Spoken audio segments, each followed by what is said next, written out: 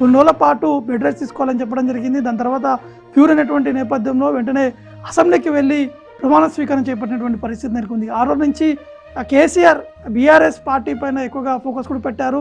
రాష్ట్రంలో ఉన్నటువంటి పరిస్థితులు ఏ విధంగా ముందుకు వెళ్ళాలి, ఎందుకంటే ఎంపీ ఎలక్షన్స్ దగ్గర పడుతున్నటువంటి నేపథ్యంలో ఎలా ప్రజల ముందుకు వెళ్ళాలనే అంశాలపై కూడా ఇటు దిశానిర్దేశం కూడా చేసేటువంటి పరిస్థితి నెలకొంది. కాబట్టి ఈరోజు 3 నెలల తర్వాత ఈరోజు తెలంగాణ భవన్లో అడుగుపెట్టినటువంటి నేపథ్యంలో ఇటు మాజీ మంత్రులు పెద్ద ఎత్తున స్వాగతం కూడా పలికినటువంటి పరిస్థితి నెలకొంది. దాంతోపాటు బీఆర్ఎస్ అధినేత మాత్రం రాష్ట్రంలో ఉన్నటువంటి పరిస్థితులు, ముఖ్యంగా నీటి వివాదం ఎక్కువగా తెలంగాణ రాష్ట్రంలో రచ్చ జరుగుతున్నటువంటి నేపథ్యంలో దానికి ఏ విధంగా పులి స్టాప్ పెట్టాలి అనే విధంగా కూడా చర్చించేటువంటి అవకాశం కనిపిస్తుంది.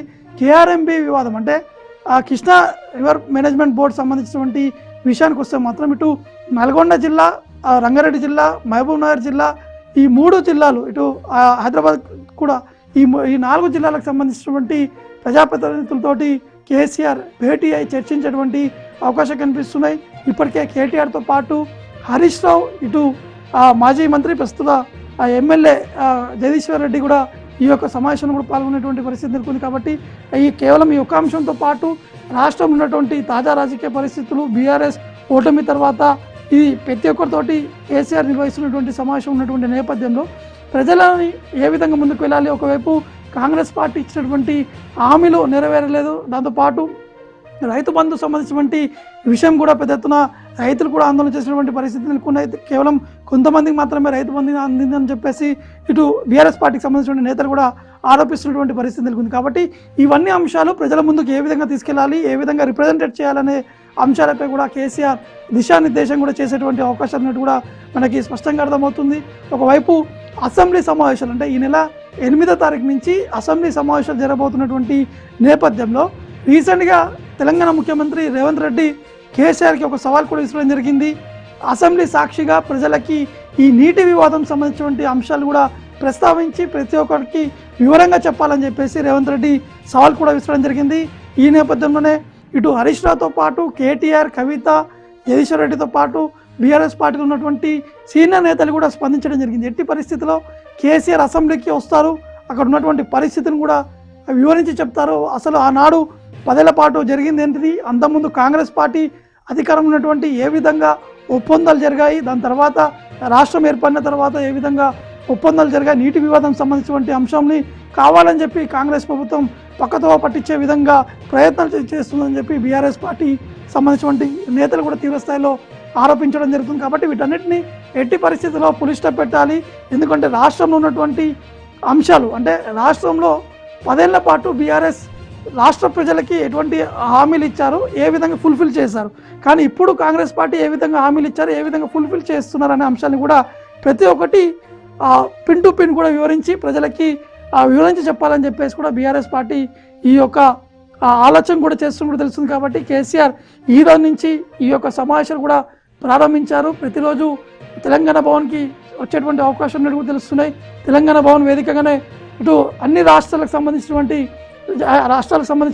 అంశాలు కావచ్చు, తెలంగాణకు సంబంధించినటువంటి అంశాలు ముఖ్యంగా చర్చించేటువంటి అవకాశం కనిపిస్తుంది. ఎందుకంటే బీఆర్ఎస్ పార్టీ పేరు మార్చిన తర్వాత అన్ని రాష్ట్రాల వైపు కూడా వెళ్ళాలని చెప్పేసి కేసీఆర్ మొదటిగా భావించారు. దాని తర్వాత తెలంగాణలో ఓటమి పాల్గొవడము, తెలంగాణలో దాన్ని ఏ విధంగా కవర్ చేసుకుంటూ రావాలి, అదేవిధంగా ఏ విధంగా ఇతర రాష్ట్రాలకు వెళ్ళాలి అంశాలపై కూడా చర్చించేటువంటి అవకాశం ఉన్నట్టు కూడా మనకి సోర్స్ ద్వారా తెలుస్తుంది. కాబట్టి మొదటిగా మాత్రం తెలంగాణ పైన ఎక్కువగా దృష్టి కూడా సాధించి రాష్ట్రంలో ఖచ్చితంగా బీఆర్ఎస్ పార్టీ అధికారం వచ్చిన తర్వాత చేసినటువంటి అంశాలు, అంటే నీళ్లు, నిధులు, నియామకాలు అనేది తెలంగాణ ఉద్యమం సమయంలో ఈ యొక్క ట్యాగ్ లైన్ తోటి తెలంగాణ ప్రజలందరూ కూడా పెద్ద ఎత్తున ఉద్యమం చేశారు, రాష్ట్రాన్ని సాధించుకున్నారు. నిరుద్యోగం సంబంధించినటువంటి అంశాలు, గత 10 ఏళ్ల పాటు ఏ విధంగా ఉద్యోగం కల్పించారు, ఏ విధంగా రాష్ట్రాన్ని ఏ విధంగా డెవలప్ చేశారనే అంశాలు కూడా వివరించి బీఆర్ఎస్ పార్టీ నేతలందరూ కూడా ఆ జిల్లాల్లో వివరించి చెప్పేటువంటి అవకాశం ఉన్నట్టు కూడా తెలుస్తున్నాయి. కాబట్టి ఈ ముఖ్యంగా ఈరోజు జరగబోయేటువంటి సమావేశం మాత్రం కేవలం కేఆర్ఎంబీ సంబంధించినటువంటి వివాదాన్ని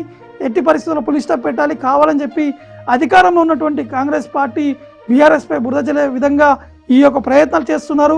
ఎందుకంటే వారు ఇచ్చినటువంటి హామీని కప్పిపుచ్చుకునేందుకే ఈ విధంగా బీఆర్ఎస్పై నెట్టే ప్రయత్నాలు చేస్తున్నారని చెప్పేసి బీఆర్ఎస్ పార్టీ సంబంధించిన నేతలు కూడా దీన్ని ఖండిస్తున్నటువంటి పరిస్థితి ఉంది. కాబట్టి ఇప్పుడు జరిగేటువంటి అసెంబ్లీ అంటే ఈ నెల 8వ తారీఖు జరిగేటువంటి అసెంబ్లీ మాత్రం ఒక వాడివేడిగా జరిగేటువంటి అవకాశాలు ఉన్నట్టు కూడా మనకి స్పష్టంగా కనిపిస్తున్నాయి. ఒకవైపు మొన్న శ్వేతపత్రం సంబంధించినటువంటి అంశం చూసాము, కానీ ఈసారి మాత్రం నీటి వివాదం పైన ఎక్కువగా అసెంబ్లీలో చర్చించేటువంటి అవకాశం కనిపిస్తున్నాయి. దాని తర్వాత బడ్జెట్ సంబంధించినటువంటి అంశాలు అంటే రేవంత్ రెడ్డి చెప్పిన విధంగా 2 రోజుల పాటు ఈ నీటి వివాదం ఏ విధంగా జరిగింది, దానికి సంబంధించినటువంటి పూర్తి స్థాయిలో రాష్ట్రానికి రావాల్సినటువంటి నీటి వాటా ఎంత, ఇతర రాష్ట్రాలకు వెళ్ళాల్సినటువంటి నీటి వాటా ఎంత, ఈ జరిగినటువంటి ఒప్పందాలు ఏ విధంగా ఉన్నాయి అవన్నీ కూడా వివరించి చెప్పాలని చెప్పారు. కాబట్టి దానికి ఖచ్చితంగా 2 రోజుల పాటు సమయం ఇస్తాము, లేదా అవసరమైతే ఇంకొక రోజు ఎక్స్టెండ్ కూడా చేస్తామని చెప్పేసి రేవంత్ రెడ్డి కూడా చెప్పినటువంటి నేపథ్యంలో ఆ సవాల్ని స్వీకరించినటువంటి బీఆర్ఎస్ నేతలు ఖచ్చితంగా దానికి కేసీఆర్ సమాధానం చెప్పబోతున్నారు.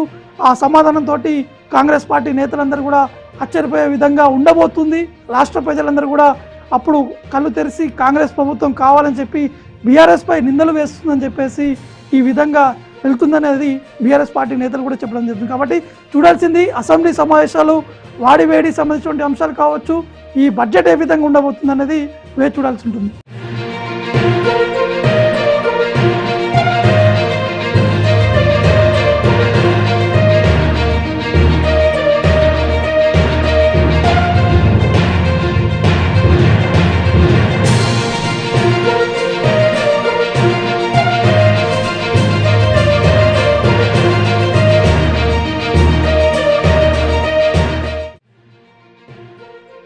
మూడు నెలల తర్వాత బీఆర్ఎస్ అధినేత కేసీఆర్ తెలంగాణ భవన్ కూడా చేరుకోవడం జరిగింది. ముఖ్యంగా తెలంగాణ భవన్ చేరుకున్నటువంటి సమయంలో మాత్రం పెద్ద ఎత్తున బీఆర్ఎస్ పార్టీ కార్యకర్తలతో పాటు మాజీ మంత్రులు, మాజీ ఎమ్మెల్యేలు, ప్రస్తుతం ఉన్నటువంటి ఎమ్మెల్యేలందరూ కూడా పెద్ద ఎత్తున స్వాగతం పలికినటువంటి పరిస్థితి నెలకొంది. ముఖ్యంగా కేసీఆర్ ఎప్పుడైతే ఆ ఆసుపత్రి నుంచి డిశ్చార్జ్ అయిన తర్వాత నేరుగా నందినగర్కి చేరుకున్నారు. నందినగర్లో క్యూర్ అయిన తర్వాత అంటే ఆసుపత్రి వైద్యులు 2 రోజుల పాటు బెడ్ రెస్ట్ తీసుకోవాలని చెప్పడం జరిగింది. దాని తర్వాత క్యూర్ అయినటువంటి నేపథ్యంలో వెంటనే అసెంబ్లీకి వెళ్ళి ప్రమాణ స్వీకారం చేపట్టినటువంటి పరిస్థితి నెలకొంది. ఆ రోజు నుంచి కేసీఆర్ బీఆర్ఎస్ పార్టీ పైన ఎక్కువగా ఫోకస్ కూడా పెట్టారు.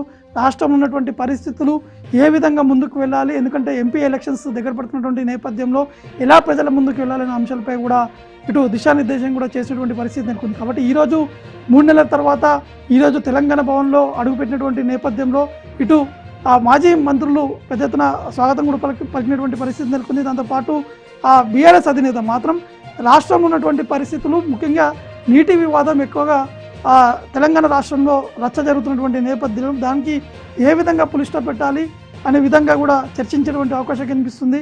కేఆర్ఎంబీ వివాదం అంటే కృష్ణా రివర్ మేనేజ్మెంట్ బోర్డు సంబంధించినటువంటి విషయానికి వస్తే మాత్రం ఇటు నల్గొండ జిల్లా, రంగారెడ్డి జిల్లా, మహబూబ్ నగర్ జిల్లా, ఈ 3 జిల్లాలు, ఇటు హైదరాబాద్ కూడా ఈ 4 జిల్లాలకు సంబంధించినటువంటి ప్రజాప్రతినిధులతోటి కేసీఆర్ భేటీ అయి చర్చించేటువంటి అవకాశం కనిపిస్తున్నాయి. ఇప్పటికే కేటీఆర్తో పాటు హరీష్ రావు, ఇటు మాజీ మంత్రి ప్రస్తుత ఎమ్మెల్యే జగదీశ్వర్ రెడ్డి కూడా ఈ యొక్క సమావేశంలో కూడా పాల్గొనేటువంటి పరిస్థితి నెలకొంది. కాబట్టి కేవలం ఈ ఒక్క అంశంతో పాటు రాష్ట్రంలో ఉన్నటువంటి తాజా రాజకీయ పరిస్థితులు, బీఆర్ఎస్ ఓటమి తర్వాత ఇది ప్రతి ఒక్కరితోటి కేసీఆర్ నిర్వహిస్తున్నటువంటి సమావేశం ఉన్నటువంటి నేపథ్యంలో ప్రజలని ఏ విధంగా ముందుకు వెళ్ళాలి, ఒకవైపు కాంగ్రెస్ పార్టీ ఇచ్చినటువంటి హామీలు నెరవేరలేదు, దాంతోపాటు రైతు బంధు సంబంధించినటువంటి విషయం కూడా పెద్ద ఎత్తున రైతులు కూడా ఆందోళన చేసినటువంటి పరిస్థితి నెలకొన్నాయి. కేవలం కొంతమందికి మాత్రమే రైతు బంధు అందిందని చెప్పేసి ఇటు బీఆర్ఎస్ పార్టీకి సంబంధించిన నేతలు కూడా ఆరోపిస్తున్నటువంటి పరిస్థితి నెలకొంది. కాబట్టి ఇవన్నీ అంశాలు ప్రజల